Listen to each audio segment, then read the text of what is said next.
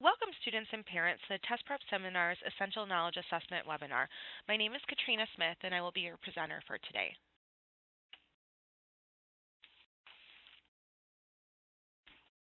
First and foremost, I commend each of you for taking initiative to improve your SAT score by attending our Test Prep Seminars program. You join your peers on a journey towards future success on the SAT exam and in testing the possibilities of your knowledge. Before we get started, I want to quickly run through the agenda for today. First, we'll talk about a free 3-credit college course that's available to you for attending our program, 5 critical factors, time-tested practices, 2000 SAT 16 SAT test changes, how to read your score report, where will your scores take you, and what's next. First, if you have not done so already, please take an opportunity to go to this website and enroll in your free 3-credit college level critical thinking course made possible through a partnership with Herzing University and Test Prep Seminars. This is a free course to you, and it's designed to introduce students to the theory and practice of thinking critically.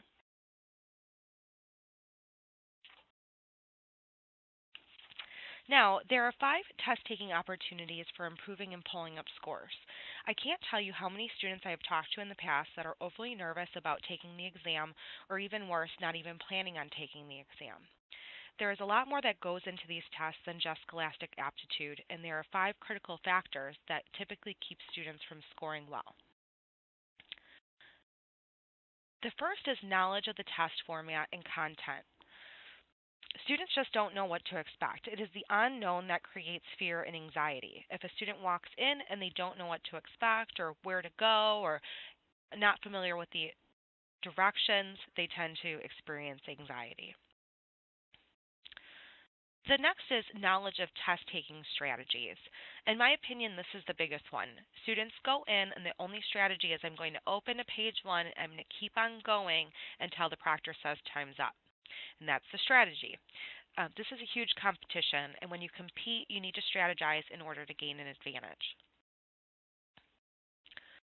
The third is reducing test-taking anxiety. The majority of students, they say 1/3 of all students suffer from test-taking anxiety.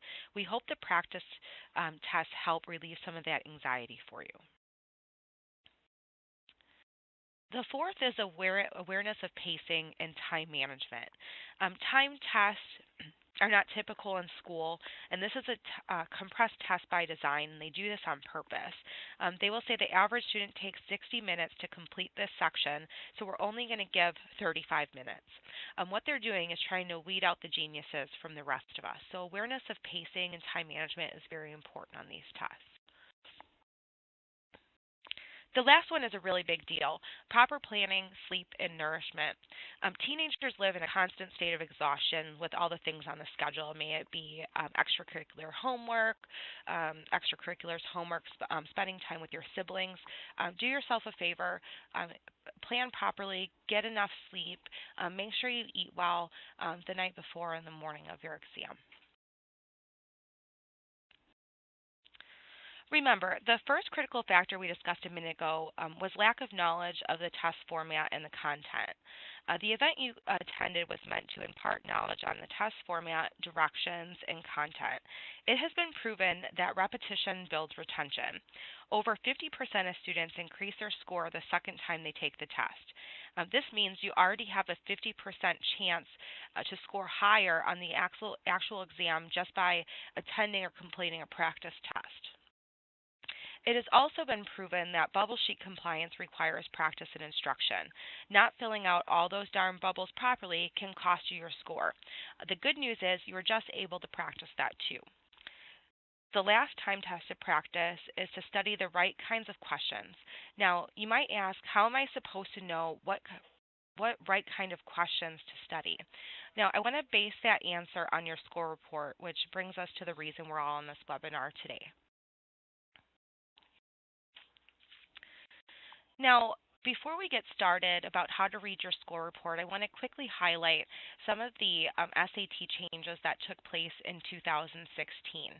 If you had a student that took the prior test in 2015, colleges will still accept the old scores as well as the new scores. The total test time is now 3 hours compared to 3 hours and 45 minutes, and the essay is now optional. We definitely recommend for you to take the essay, but it is an option that you will have to select.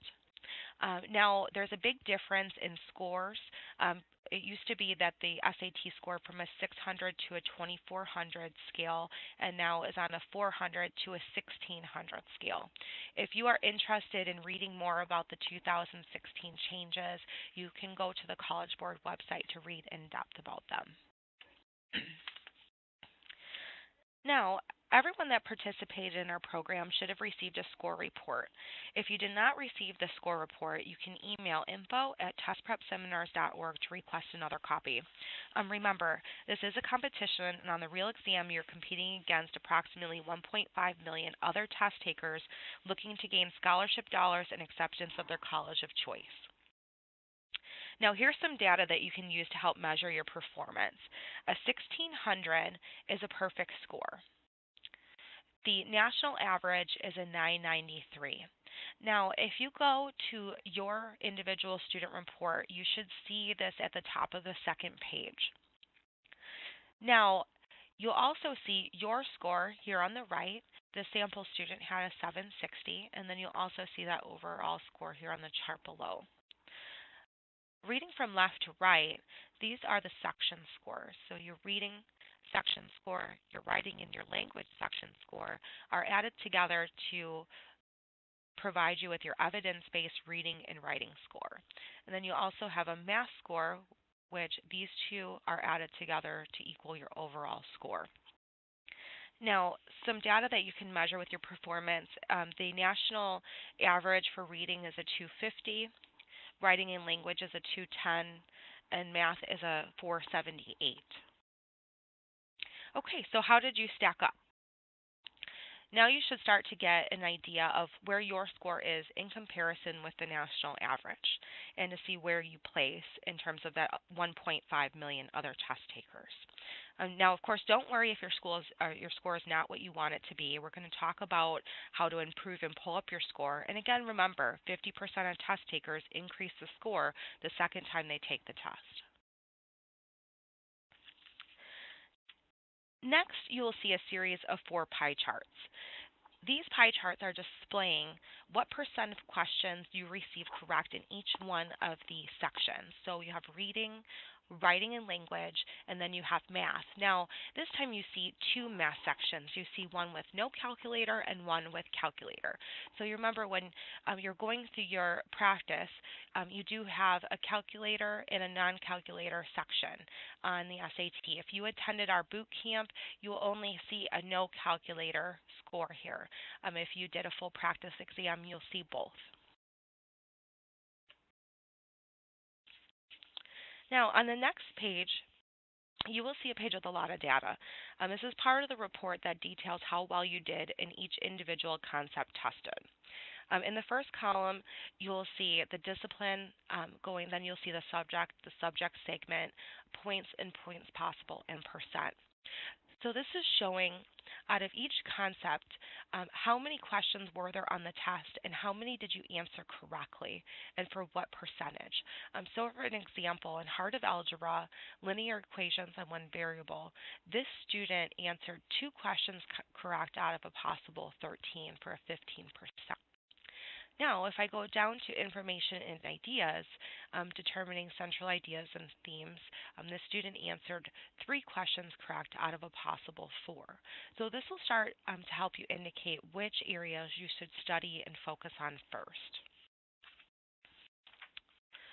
Now, we're going to make that even easier for you. The next page on your report is a learning plan, and there's a heat map that reflects colors in green, yellow, and red. Now, there's also a legend at the bottom of your page. So green means you just need a basic brush up.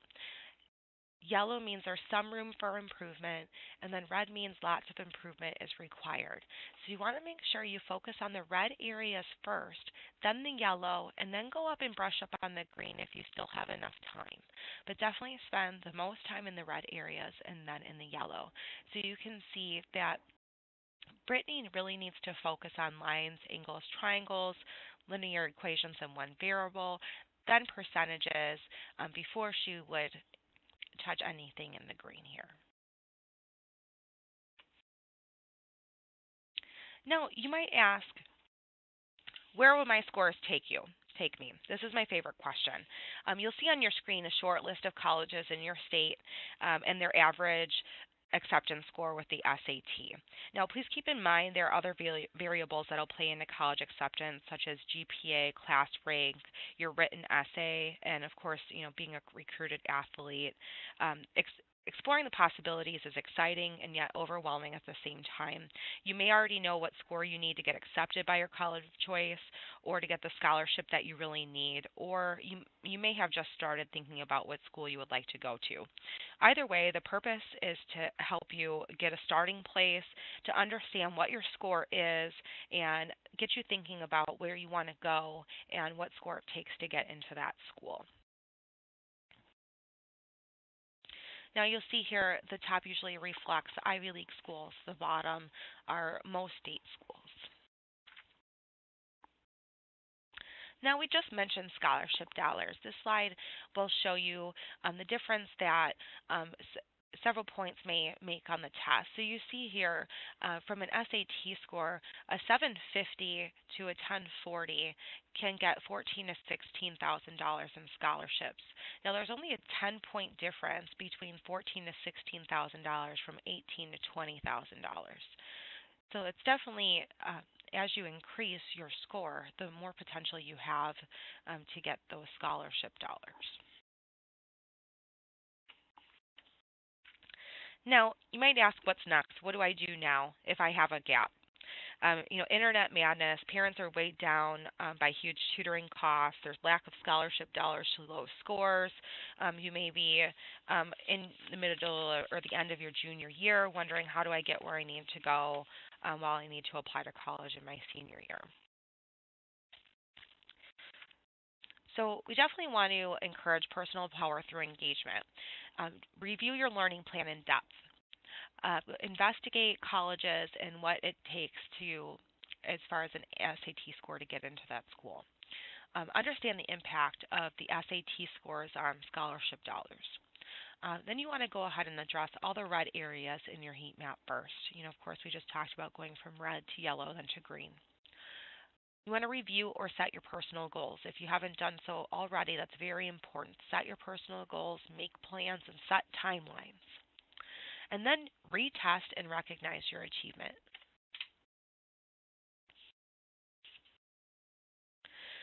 Now, here on the screen, you'll see a virtual teacher whiteboard series. You'll see a link to this at the end of your learning plan. Every student has the ability to log in and use this virtual whiteboard series 24/7, 7 days a week. You'll see here, this is a whiteboard that will pull up on your computer screen. You're able to select your coach, which you will see up in the right-hand corner. Your coach can see you if you choose. You can talk to them via the mic on your computer, or you can chat back and forth from your keyboard. Now, many students use this for ACT and SAT test prep, but many other students also use this for homework. So you can select a coach in SAT subject matter. Say it's SAT reading you want to focus on, you would select that coach. But say if you wanted help on your algebra homework, you could select algebra to get your math coach to help you with your homework on that as well. Now, there are 4 subscription packages that you can choose from based on your needs.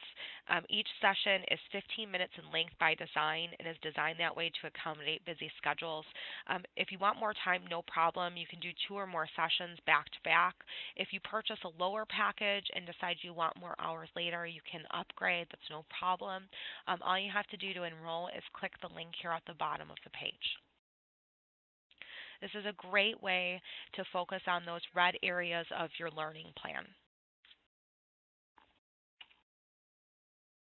Now, if you have any questions about the virtual whiteboard series, you can call our Tutor Up department at 262-344-7001 for help, or you can also email info@testprepseminars.org. Thank you for taking the time for joining us today. We appreciate that you've taken the time to do this webinar. And again, if you need help, call 262-344-7001. Have a great day.